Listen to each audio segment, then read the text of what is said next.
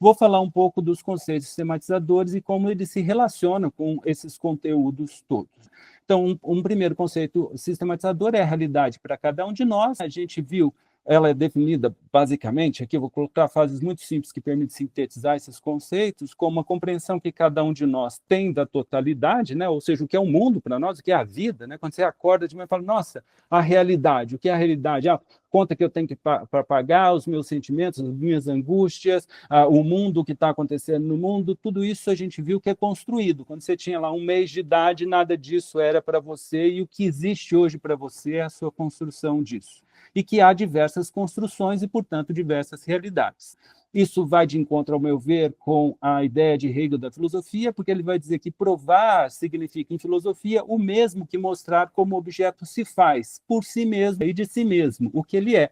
Mostrar para quem? Para o sujeito que está pensando sobre ele, que ao ir pensando e agregando várias propriedades dele, ele vai construindo aquele objeto para ele, o objeto que é mesmo o próprio objeto, e que vai, então, ao se demonstrar em filosofia, ao fazer filosofia, construindo essas próprias concepções.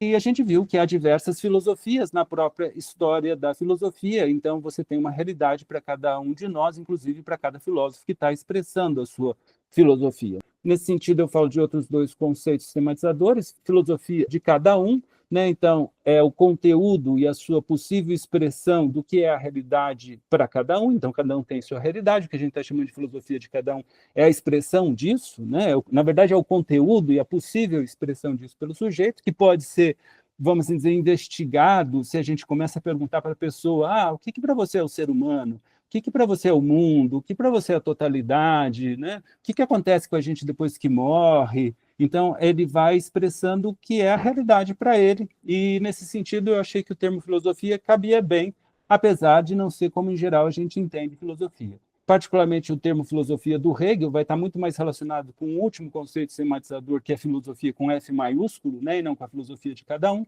mas aqui permite a gente expressar essa construção de cada um. E, nesse sentido, cada um é um filósofo em sentido amplo, um agente que elabora e vive sua própria filosofia. Podemos falar de outro conceito sistematizador, que é o grau de elaboração de uma filosofia. Quanto maior o conjunto de questão e os campos de abrangência das respostas propostas por uma filosofia que visa compreender e explicar a totalidade, maior o grau de elaboração dessa filosofia. Então, apesar de todo mundo ser filósofo, apesar de tudo ser filosofia, ela se diferencia pelo grau de elaboração dela, ou seja, o quanto elas conseguem se perguntar e responder e explicar esse mundo que a gente vive, essa totalidade.